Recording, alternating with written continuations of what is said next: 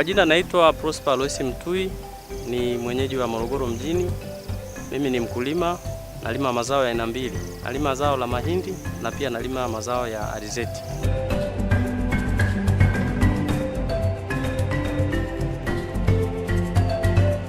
Hali ya uzalishaji kwenye shamba langu kwa kweli sio nzuri.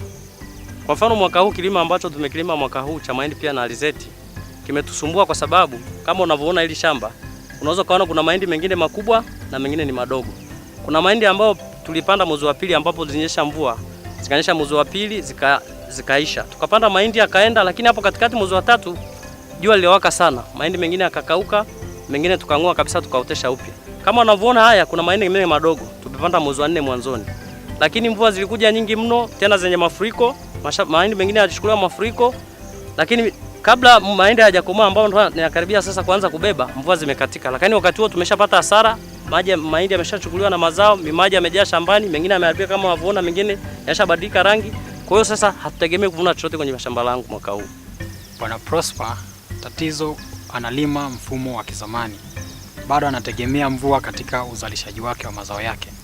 Kwa sababu mabadiliko ya hali ya hewa yanaharibu sana mazao yetu. Kwa mfano ukiangalia shamba huyu hapa amelima, lakini kutokana na mabadiliko ya hali ya hewa, mvua kuwa nyingi, hakuna hata mazao ambayo amefanikiwa, na ndio maana shamba lake akaliacha hivi.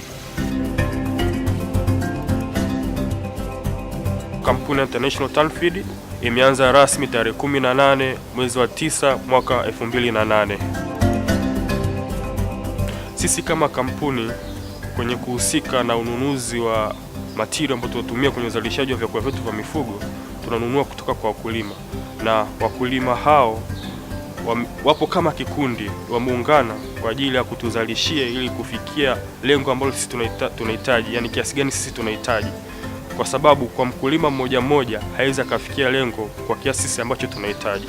Hivyo basi tunaingia nao mikataba wao kama kikundi, afu wanatuambia wamefikisha kiasi gani kwa muda huo, na muda mwingi kutokana na mkataba tulioingia unakuta tumeingia kununua tani 20, let's say mfano tani 20, lakini kutokana na matatizo ambayo tunaongelea kwa sasa unakuta anakuletea tani 5. Sasa inakuwa ni ngumu kwa wao kunufaika na sisi kunufaika. Malengo yetu ni kuzalisha tani 60 kwa siku, lakini tunashindwa kufikia malengo hayo kutokana na sababu mbalimbali. Moja ya sababu hizo ni mabadiliko ya tabia ya hali ya hewa. Ni swala ambalo siwezi kumlaumu mkulima moja kwa moja, kwa sababu ni swala ambalo lipo nje ya uwezo wake. Hivyo basi inatufikia sisi kuzalisha chini ya kiwango ambacho sisi tunakihitaji. Wito wangu mimi kwa serikali na taasisi ni vyema kukaa na wakulima kuangalia jinsi gani na kuwasaidia kutoka kwenye tatizo la mabadiliko ya hali ya hewa, kwa sababu mimi mwenyewe napata hasara na kwao pia wanapata hasara, kwa sababu nashindwa kufikia malengo yangu ambayo nimejipangia mimi kama kampuni na wao kama wakulima. Na vile vile kwa wakulima ni vyema wakaanza kulima kwa kutumia mfumo wa kisasa, kuhama kutoka kwenye mfumo wa kizamani. Mfano, mfumo wa kisasa una faida nyingi, kama ukitumia mbolea ambazo umeshauriwa kutumia, mbegu zinazoeleweka, kutumia umwagiliaji, nadhani itawasaidia wao watafaidika kwa namna moja au nyingine, na mimi vile vile nitafaidika kwa sababu watakuwa wananiletea kiwango ambacho mimi ninahitaji kwa muda huo. Vuna has an approach that addresses all these problems by holistically looking at CSA practices and the broader farming systems. We believe that by working with networks of farmers as well as network of extension officers across the whole value chain, we can be able to at least help the farmers produce better, secure the product that they need for the off-taker companies to be able to have the supply that they need.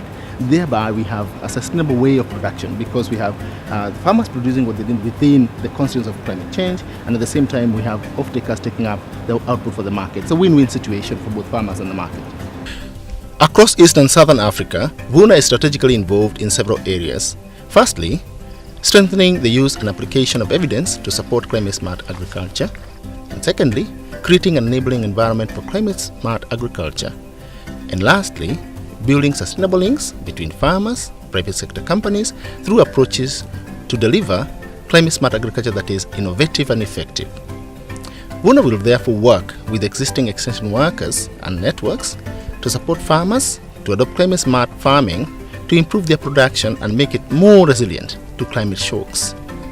Vuna will consider what combinations of services information and practices the farmers need to improve their farm systems and make them more resilient to variations in weather and shocks such as drought. Better and more sustainable farming will mean more output for the farmers and more reliable supply of raw materials for the off-taker, that's the private sector processor. Overall, their supply chain will be more resilient to the impacts of climate change. Finally, VUNA will consider the way that the national policy and research communities are supporting the participants in this system. By working in partnership with private sector, research, development partners, implementers, and policy enablers, we can transform the agriculture sector so that smallholder farmers can improve their livelihoods for current and future climate impacts.